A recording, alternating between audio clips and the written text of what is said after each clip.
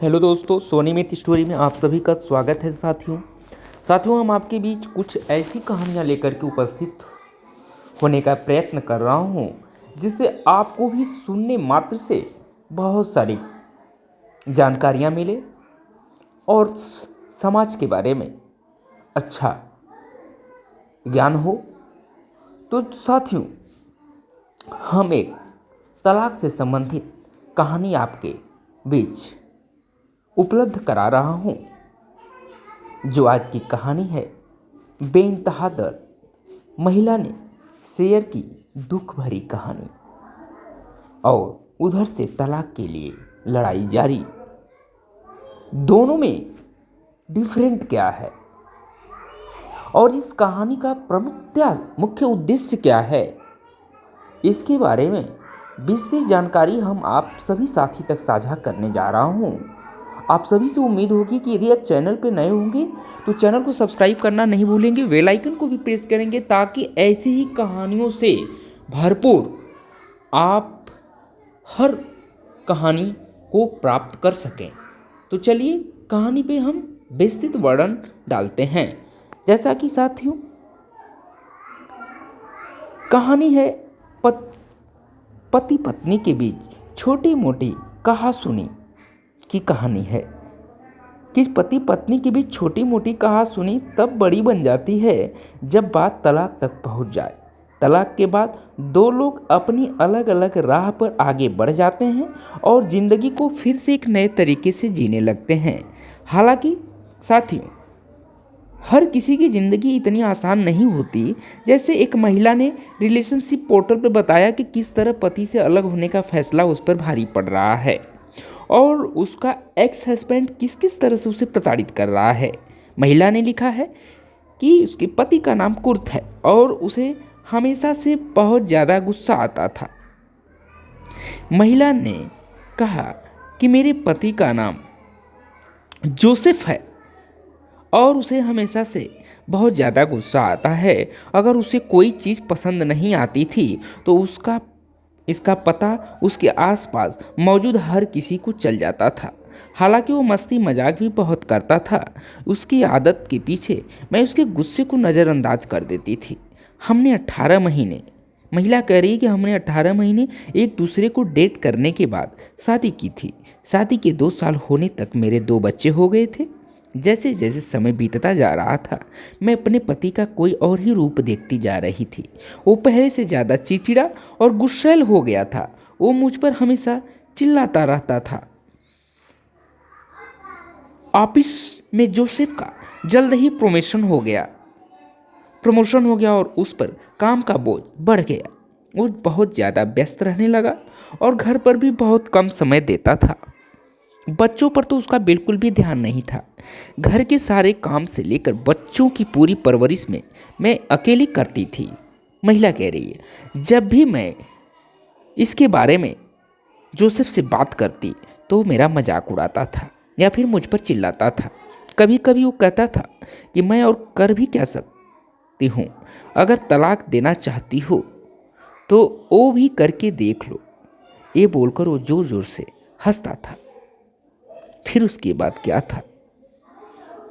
लड़की कह रही है कि मेरे घर वाले और दोस्त जोसेफ के बारे में अच्छे से जानते थे और मैंने भी अपने घर पर लोगों को बुलाना बंद कर दिया था क्योंकि जोसेफ को ये सब पसंद नहीं था। एक दिन मेरे मना करने के बावजूद मेरे कुछ दोस्त मेरा हालचाल लेने मेरे घर आ गए। उस दिन जोसेफ की ऑफिस में किसी से कहासुनी हो गई थी और वो भी घर जल्दी आ गया था। घर आते ही वो बच्चों और सब लोगों के सामने मुझ पर जोर जोर से चिल्लाने लगा। मैंने अपने दोस्तों को उसी समय वापस भेज दिया। अगले दिन सुबह तक मैं ये फैसला कर चुकी थी कि मैं अब इस आदमी के साथ और नहीं रह सकती। फिर क्या हुआ? जोसेफ जब ऑफिस गया तो मैं अपने बच्चों को और उनके कुछ ज़रूरी सामान लेकर अपने एक दोस्त के घर चली आई। मैंने जोसेफ को फ़ोन कर अपना फैसला सुनाया। पहले तो जोर जोर से हंसा, उसके बाद वो मुझे धमकाने लगा। उसने कहा मैं अपनी ज़िंदगी के कुछ दिन एंजॉय कर लूँ क्योंकि ये मेरे बच्चों के साथ आखिरी दिन है। उसने कहा अगर मुझे लगता है कि उसे शादी करना मेरे लिए मुश्किल था तो मुझे जल्द पता चल जाएगा कि उससे तलाक लेना और भी मुश्किल होगा। जैसा कि साथियों, जोसेफ ने तुरंत एक वकील रख लिया और हम दोनों का शेयरिंग बैंक अकाउंट बंद कर दिया। जोसेफ हर दिन मेरे लिए एक नई मुश्किल खड़ी कर रहा था। मुझे लगता था कि उसके पास ऑफिस का बहुत काम रहता है, पर अब उसने अपना सारा समय मेरी ज़िंदगी नर्क बनाने में लगा दिया है। हम दोनों के बीच अब एक लड़ाई शुरू हो चुकी है। तलाक के लिए चल रहे कानूनी लड़ाई जारी रखने के लिए मुझे अपने परिवार और दोस्तों पर बहुत अधिक निर्भर रहना पड़ रहा है।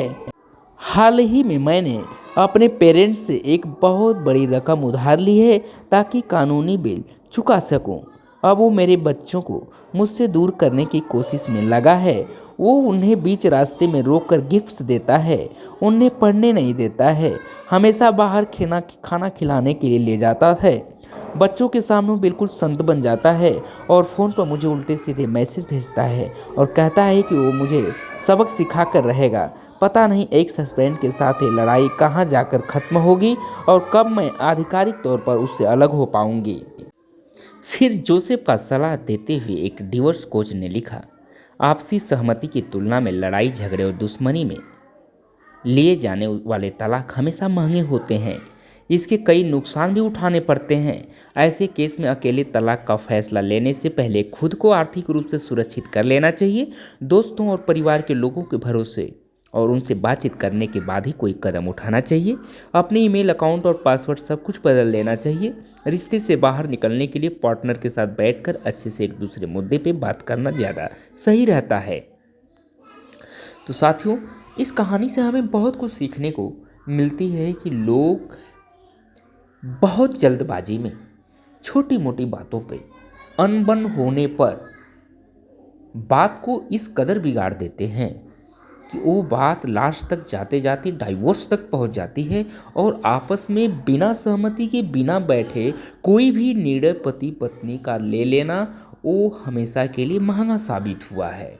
तो इस कहानी से साथियों हमें ये सीख लेनी चाहिए कि कुछ भी हो, छोटी मोटी अंडरस्टैंडिंग गड़बड़ हो भी जाए तो उसको बैठकर मिलकर सुलझाना चाहिए, जिससे जीवन बेहतर तरीके से जिया जा सके। लेकिन जल्दबाजी में कोई भी वैसा निर्णय नहीं लेना चाहिए जो कि ज़िंदगी को बद से बदतर बना दे।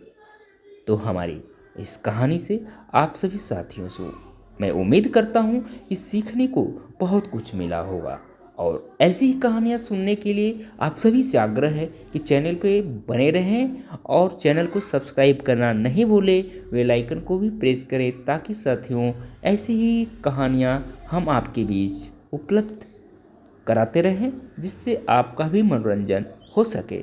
तो आप सभी का मेरे चैनल पे बहुत बहुत स्वागत। Thank you so much, all of you.